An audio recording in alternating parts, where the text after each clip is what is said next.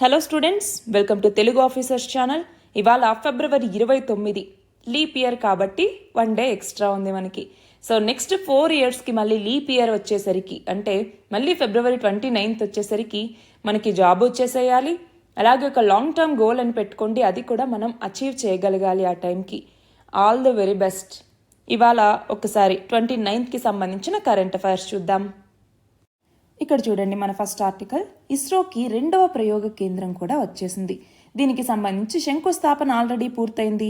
ఎక్కడా అంటే తమిళనాడులో తూత్తుకుడి జిల్లాలో ఉన్నటువంటి కులశేఖరపట్టినం అన్నటువంటి ప్లేస్లో. ఎగ్జామ్కి ప్రిలిమ్స్ పాయింట్ ఆఫ్ వ్యూలో అడగచ్చండి. ఇక్కడ 2వ ప్రయోగ కేంద్రానికి సంబంధించిన ప్రాజెక్ట్కి మోదీ శంకుస్థాపన చేశారు. రెండవది వచ్చేసరికి హరిత నౌక అన్నటువంటి ఒక ప్రాజెక్ట్లో భాగంగా మన దేశంలో తొలి స్వదేశీ హైడ్రోజన్ ఫ్యూయల్ సెల్ వెజల్ ని వర్చువల్ గా ప్రారంభించడం జరిగింది. వెజల్ లేదా ఫెరీ అని కూడా పిలుస్తూ ఉంటామన్నమాట. దీనిని తమిళనాడు వారణాసి ప్రజలకి కానుకగా ఈయన ప్రకటించారు. అలాగే 10 రాష్ట్రాలు కేంద్రపాలిత ప్రాంతాలకు చెందిన 75 లైట్ హౌసుల్లో పర్యాటక వసతులు, అలాగే తమిళనాడు రాష్ట్రంలో కొన్ని రైల్వే రోడ్డు పనుల్ని కూడా ఈయన ప్రారంభించడం జరిగింది. ఇక్కడ చూడండి, సౌండింగ్ రాకెట్ ప్రయోగం. ఈ కులశేఖరపట్నం నుంచి ఇస్రో మొదటిసారిగా రాకెట్ ప్రయోగాన్ని నిర్వహించింది. రోహిణి 200 సౌండింగ్ రాకెట్ ని ఇక్కడి శాస్త్రవేత్తలు విజయవంతంగా స్పేస్ లోకి పంపించడం జరిగింది. మన నెక్స్ట్ ఆర్టికల్ చూడండి, న్యాయ వ్యవస్థకి సంబంధించి. మన భారత న్యాయ వ్యవస్థ అన్ని వైపుల నుంచి ఇప్పుడు ఒత్తిడిని ఎదుర్కొంటూ ఉంది. ఫర్ ఎగ్జాంపుల్, ఒకవైపు కేసులు అనేటటువంటి పెరిగిపోతూ ఉన్నాయి. దానికి కోర్టులు త్వరగా పరిష్కారం చూపించలేకపోతున్నాయి. ఇటువైపు ఆరోపణలు ఉన్నాయి. న్యాయమూర్తుల నియామకానికి సంబంధించి కొలీజియం సిస్టమ్ మీద ఆరోపణలు అనేవి ఉన్నాయి. అంటే ప్రభుత్వం బయట ఉన్నోళ్లే కాదు, ఇప్పుడు ప్రభుత్వం లోపల ఉన్నటువంటి వాళ్ళు కూడా విమర్శించే స్థాయికి వెళ్ళిపోయింది. మరి ఆ నేపథ్యంలోనే న్యాయ వ్యవస్థకి చాలా అవరోధాలు ఉన్నాయి అనేసి ఇక్కడ చెప్తున్నారు. ఇక్కడ మనకి ఏం తెలియాలి? మన దేశ చట్టాల్ని, రాజ్యాంగాలకి సంబంధించి అంతిమంగా వాటిలో ఏముంది అని చెప్పేటటువంటి అధికారం సుప్రీంకోర్టుకి ఇవ్వటం జరిగింది. దీనికి సంబంధించి మన రాజ్యాంగంలో ఉన్నటువంటి ఆర్టికల్ 141 అలాగే ఆర్టికల్ 142 దీని గురించే చెప్తాయి. అంతేకాకుండా అధికారులు సుప్రీంకోర్టుకి పూర్తి సహాయ సహకారాలు అందించాలి అన్నట్టుగా చెప్పేటటువంటిదే ఆర్టికల్ 144 అన్నటువంటిది. మరి మన రాజ్యాంగ మౌలిక చట్టంలో, అంటే బేసిక్ స్ట్రక్చర్ డాక్ట్రైన్ అంటాము. రాజ్యాంగ మౌలిక చట్టం లేదా బేసిక్ స్ట్రక్చర్ డాక్ట్రైన్. ఈ బేసిక్ స్ట్రక్చర్ డాక్ట్రైన్ అన్నటువంటిది ఏ కేసులో ఎవాల్వ్ అయిందండి, ఏ సంవత్సరంలో ఏ కేసులో ఎవాల్వ్ అయింది? దీని ఆన్సర్ కమెంట్ సెక్షన్లో ఇవ్వండి. అయితే ఇక్కడ ఏమైంది, రాజ్యాంగ మౌలిక చట్టంలో న్యాయ వ్యవస్థ అన్నటువంటిది, అంటే జ్యుడిషియరీ అన్నటువంటిది భాగం, ఇది విడదీయలేనటువంటి అంతర్భాగం. న్యాయ వ్యవస్థని మార్చే అధికారం పార్లమెంటుకు లేదు అన్నట్టుగా రాజ్యాంగ నిర్మాతలే చెప్పటం జరిగింది. అయితే ఇప్పుడు ఏమవుతోంది, మన దగ్గర న్యాయ వ్యవస్థకి సంబంధించి ఒకటి, మన దగ్గర సరైనటువంటి ఇన్ఫ్రాస్ట్రక్చర్ అన్నటువంటిది లేదు. రెండవది వచ్చేసరికి న్యాయ వ్యవస్థలో ఖాళీలు అన్నటువంటివి చాలా ఉన్నాయి. సో ఆ గ్యాప్ ఏదైతే ఉందో న్యాయమూర్తులకి సంబంధించి దాన్ని ఫిల్ చేయాల్సిన అవసరం ఉంది, ఖాళీల్ని భర్తీ చేయాలి. అలాగే మనం చూస్తే ఈ త్వరగా న్యాయాన్ని అందించడం కోసం ఫాస్ట్ ట్రాక్ కోర్టు లాంటివి తీసుకురావాల్సిన అవసరం ఉంది. దీనివల్ల ఏమవుతుంది, ఈ పెండింగ్ కేసులు ఏవైతే ఉన్నాయో అవన్నీ తగ్గిపోతాయి. అలాగే మీడియేషన్ సెంటర్స్ అన్నటువంటివి అవసరం. మనం చూస్తే హైదరాబాద్లో ఇంటర్నేషనల్ ఆర్బిట్రేషన్ అండ్ మీడియేషన్ సెంటర్ని ఏర్పాటు చేశారవునా. దీని ద్వారా కొంతవరకైనా కేసులు అనేటటువంటివి ప్రతిసారి న్యాయస్థానానికి వెళ్లాల్సిన అవసరం లేకుండా ఇవి అక్కడే పూర్తయ్యేలాగా అన్నమాట. మరి ఇక్కడ ఏమవుతోంది, ఒకటి కేసులు పెరుగుతూ ఉన్నాయి, రెండవది ఖాళీలు అన్నటువంటివి సరిగ్గా భర్తీ అవ్వట్లేదు, మూడవది మౌలిక వసతుల కొరత అన్నటువంటిది ఉంది. సో వీటన్నింటి వల్ల ఏమవుతోంది అంటే కేసులు అనేటటువంటివి పెండింగ్లో పడిపోతూ వస్తున్నాయి. కాబట్టి మౌలిక సదుపాయాల కల్పన, ఖాళీల భర్తీ ఇలాంటి చర్యలన్నీ తీసుకోవటం ద్వారా ఈ న్యాయ ప్రక్రియ అన్నటువంటిది వేగంగా జరిగేలాగా చూడాల్సిన అవసరం ఉంది అనేసి ఈ ఆర్టికల్. మన నెక్స్ట్ ఆర్టికల్ చూడండి, మనకి 2050వ సంవత్సరం వచ్చేసరికి ప్రపంచ జనాభా అన్నటువంటిది 1000 కోట్లకు చేరుతుంది అని అంచనా. ఇప్పుడు 800 కోట్లకు పైగా ఉన్న జనాభా అప్పటికి 1000 కోట్లకు పైగా చేరుతుంది అనేసి అంచనా. మరి జనాభా పెరుగుతోందంటే అవసరాలు పెరుగుతాయి. గృహ అవసరాలు, ఆహార అవసరాలు, ఫ్యాషన్ రంగం, అలాగే ప్రయాణ రంగం, ఇలాంటి చాలా రంగాల్లో మార్పులు అనేవి వస్తాయి. ఉత్పత్తులకి అలాగే సేవలకి గిరాకీ అనేది పెరుగుతుంది. దీనికోసం ఏమవుతుంది, మనము పర్యావరణాన్ని ఎక్కువగా వాడుకుంటాం, వ్యర్థాలు అన్నటువంటివి పెద్దగా వచ్చేస్తాయి. వాటి వల్ల పర్యావరణం మరింతగా దెబ్బతింటుంది. మరి దాన్ని నివారించాలి అంటే వస్తువుల్ని బాధ్యతాయుతంగా మనం వినియోగించుకోవాలి. ఆ వస్తువుల్ని పునఃశుద్ధి చేయాలి, పునర్వినియోగించాలి, దీని మీద దృష్టి పెట్టాలి.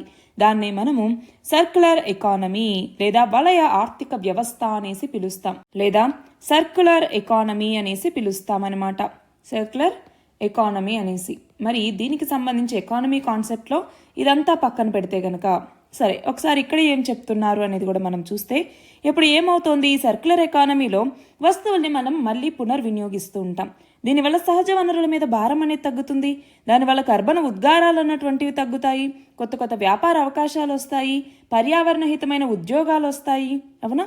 వీటన్నింటి వల్ల ఏమవుతుంది, మరింతగా ఎకానమీ అన్నటువంటిది పెరుగుతుంది. అయితే ఇప్పుడు ఏమైంది, ఈ కార్బన్ ఎమిషన్స్ లేదా కర్బన ఉద్గారాలు అన్నటువంటివి పెరుగుతూ ఉన్నాయి. మరి ఈ కార్బన్ ఎమిషన్స్ని తగ్గించాలనేది మన లక్ష్యం. అలా నెట్ జీరోకి 2070 కల్లా చేరుకోవాలన్నటువంటిది మన ముందున్నటువంటి లక్ష్యం. దీనికోసం ఏం చేయాలి అంటే, ఒకటి, మన రవాణా, ఆహార అలవాట్లు, కొత్త కొత్త వ్యాపార నమూనాలు, వీటన్నింటి మీద మనం దృష్టి పెట్టాల్సిన అవసరం అన్నటువంటిది ఉంది. దీనికి సంబంధించే మనం పునర్వినియోగం అంటాము, రీసైకిల్ అనేసి. ఈ రీసైక్లింగ్ అన్నటువంటిది చేయాలి, రీయూజ్ అన్నటువంటిది చేయాలి. దీనికి సంబంధించి 2022లో ప్రధాని నరేంద్ర మోదీ మిషన్ లైఫ్ అన్నటువంటిది తీసుకొచ్చారు. Life style for the environment అంటాం. ఈ మిషన్ లైఫ్ అన్నటువంటిది చాలా చాలా ఇంపార్టెంట్. మనం ఎగ్జామ్స్లో దీని గురించి రాసుకోవచ్చు. సో ఇక్కడ ఎకానమీకి సంబంధించి 2 గుర్తుపెట్టుకోవాలండి. ఒకటి లీనియర్ ఎకానమీ అన్నటువంటిది, లీనియర్ ఎకానమీ. రెండవది వచ్చేసరికి సర్క్యులర్ ఎకానమీ అన్నటువంటిది. ఈ రెండింటికి మధ్య ఒక్కసారి డిఫరెన్స్ ఏంటి అన్నది చూద్దాం. లీనియర్ ఎకానమీలో ఎలా ఉంటుంది అంటే, పర్యావరణం నుంచి మనం తీసుకుంటాం, టేక్ అన్నటువంటిది. దాన్ని తర్వాత మన అవసరాలకు తగినట్టుగా మార్చుకుంటాము, మేక్ అంటాము. తర్వాత మూడవది వచ్చేసరికి దాన్ని డిస్పోజ్ చేయటం, డిస్పోజ్ అంటాం. అదే సర్క్యులర్ ఎకానమీ అంటే ఎలా ఉంటుంది, ఫర్ ఎగ్జాంపుల్ ఒక థింగ్ నుంచి మనము ఇదిగో తయారు చేసాం, మేక్ అన్నటువంటిది, దీన్ని యూజ్ చేసుకోవటం, దాన్ని మళ్ళీ రీసైకిల్ చేయటం, రీసైకిల్ చేసి దాన్ని మళ్ళీ తయారు చేస్తాం, మేక్, మళ్ళీ యూజ్, మళ్ళీ రీసైకిల్. దీన్ని సర్క్యులర్ ఎకానమీ అనేసి పిలుస్తాము. నెక్స్ట్ ఆర్టికల్ చూడండి. 2029 నుంచి జమిలీ ఎన్నికల్ని నిర్వహిస్తారా అన్నటువంటిది. దీనికి లా కమిషన్ అన్నటువంటిది కీలకమైనటువంటి సిఫారసులను దీనికి సంబంధించి ఇవ్వబోతోంది అన్నటువంటి నేపథ్యంలో ఈ ఆర్టికల్. సో ఇక్కడ ఏంటి, జమిలీ ఎన్నికలు లేదా సైమల్టేనియస్ ఎలక్షన్స్ అనేసి పిలుస్తాం. ఏంటి సైమల్టేనియస్ ఎలక్షన్స్ అంటే ఏంటి, ఇటు లోక్సభకి మరియు రాష్ట్ర అసెంబ్లీస్కి కూడా ఒకేసారి ఎన్నికలు జరగటాన్ని సైమల్టేనియస్ ఎలక్షన్స్ అంటాం. మరి ఇదేమైనా మన దేశంలో కొత్తగా ఉందా అంటే లేదు. స్వాతంత్రం వచ్చిన తర్వాత చాలా ఏళ్ళు మనకు జరిగింది సైమల్టేనియస్ ఎలక్షన్సే.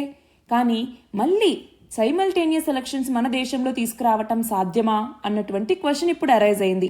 దీనికి సంబంధించి ఒక కమిటీని కూడా రీసెంట్గా ఏర్పాటు చేయటం జరిగింది.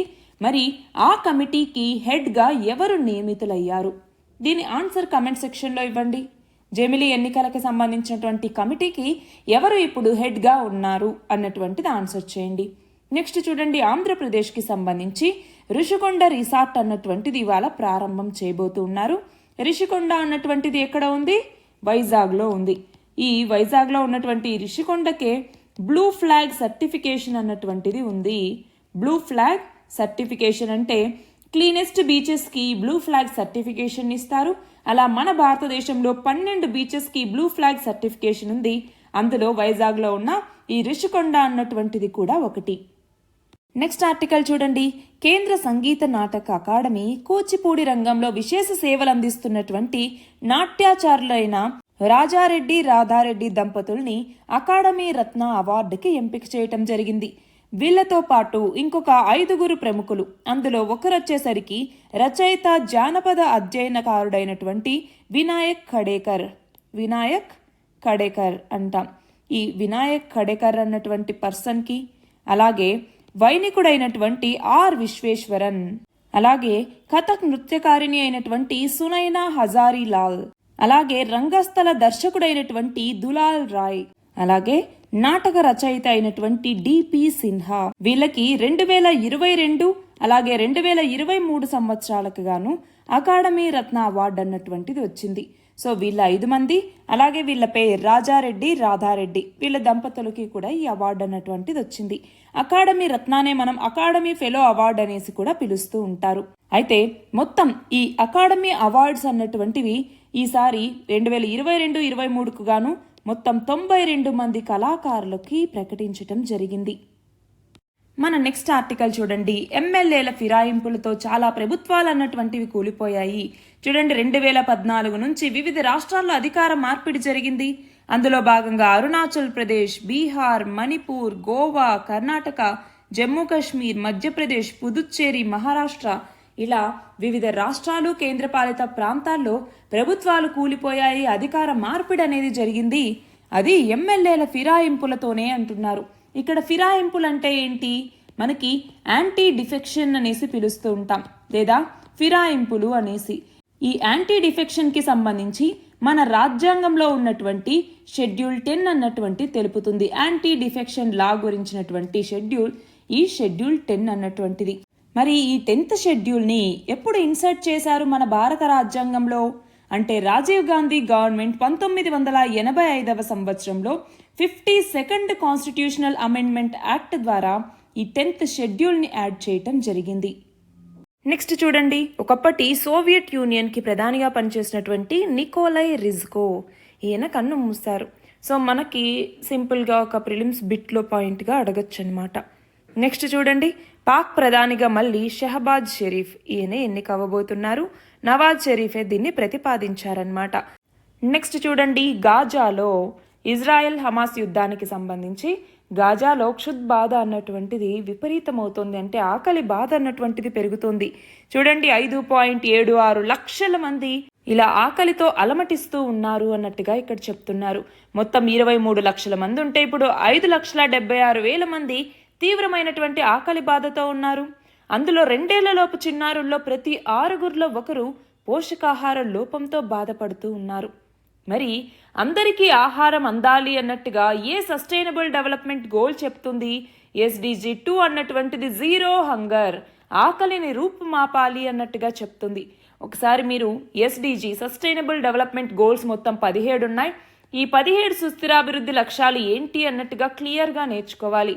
సస్టైనబుల్ డెవలప్మెంట్ గోల్ 1 ఏంటి, గోల్ 7 ఏంటి, గోల్ 10 ఏంటి, గోల్ 5 ఏంటి, ఇలా క్లియర్గా ఉన్నప్పుడు మనం ఆన్సర్ రైటింగ్లో దాన్ని అక్కడ పెట్టచ్చు అనమాట. మనకి +1 అడ్వాంటేజ్ అవుతుంది అది. నెక్స్ట్ చూడండి, గణతంత్ర దినోత్సవం సందర్భంగా ఢిల్లీలో ఉన్నటువంటి కర్తవ్య పథ్లో 2024 జనవరి 26న ప్రదర్శించినటువంటి శకటాల్లో ఏ రాష్ట్ర శకటానికి న్యాయ నిర్ణేతల విభాగంలో మొదటి స్థానం లభించింది అంటే ఒడిషా శకటానికి. ఇక్కడ 2 రకాలుగా విభాగాలు ఉంటాయన్నమాట. అందులో ఒకటి న్యాయ నిర్ణేతల విభాగమని, 2 ప్రజా ఎంపిక విభాగమని. అంటే ఒకటేమో ఒక శకటాన్ని ప్రజలు ఎంపిక చేస్తారు, 2వ శకటం వచ్చేసరికి అక్కడ ఉన్న న్యాయ నిర్ణేతలు ఎంపిక చేస్తారు. అయితే న్యాయ నిర్ణేతలకు సంబంధించి మొదటి స్థానంలో ఒడిషా ఉంటే ప్రజా ఎంపిక విభాగంలో గుజరాత్ మొదటి స్థానంలో ఉంది. అలాగే 2వ స్థానంలో ఉత్తరప్రదేశ్, 3వ స్థానంలో ఆంధ్రప్రదేశ్ ఉన్నాయి. న్యాయ నిర్ణేతల విభాగంలో మొదటి స్థానంలో ఒడిషా, 2వ స్థానంలో గుజరాత్, 3వ స్థానంలో తమిళనాడు రాష్ట్రాలున్నాయి. నెక్స్ట్ చూడండి, 2024 జనవరి 31న బడ్జెట్ సమావేశాల ప్రారంభం సందర్భంగా పార్లమెంట్ ఉభయ సభ సభ్యుల్ని ఉద్దేశించి పార్లమెంట్ నూతన భవనమైనటువంటి లోక్సభ ఛాంబర్లో రాష్ట్రపతి ప్రసంగించారు. అయితే ఏ 4 బలమైన స్తంభాల మీద వికసిత్ భారత్ పరిడవిల్లుతుంది అన్నట్టుగా ఏమని చెప్పారు? యువత, మహిళలు, రైతులు, పేదలు. దీనికి సంబంధించి ఆల్రెడీ మనం చెప్పుకున్నాం జ్ఞాన్ అని చెప్పేసి. జ్ఞాన్, గరీబ్, యువ, అన్నదాత, నారీ శక్తి. ఈ జ్ఞాన్ అన్నటువంటి 4 పిల్లర్స్ మీదే మన దేశ భవిష్యత్ ఆధారపడి ఉంది. మనం 2047 సంవత్సరం నాటికి డెవలప్డ్ నేషన్గా మారాలి అంటే ఈ 4 మనకున్నటువంటి బలమైన పిల్లర్స్ అన్నట్టుగా మోదీ చెప్పారు. దాన్నే మళ్ళీ రాష్ట్రపతి ఇక్కడ కూడా తన ప్రసంగంలో మళ్ళీ చెప్పటం జరిగింది. నెక్స్ట్ చూడండి, దేశంలో అత్యంత పొడవైన సముద్ర వారధైనటువంటి అటల్ బిహారీ వాజ్పేయి సెవ్రి నవా శివ అన్నటువంటిది లేదా అటల్ సేతు అంటాము. ఈ అటల్ సేతుని 2024 జనవరి 12వ తేదీన ప్రధాని ప్రారంభించారు. అయితే దీని పొడవెంత అంటే 21.8 కిలోమీటర్లు.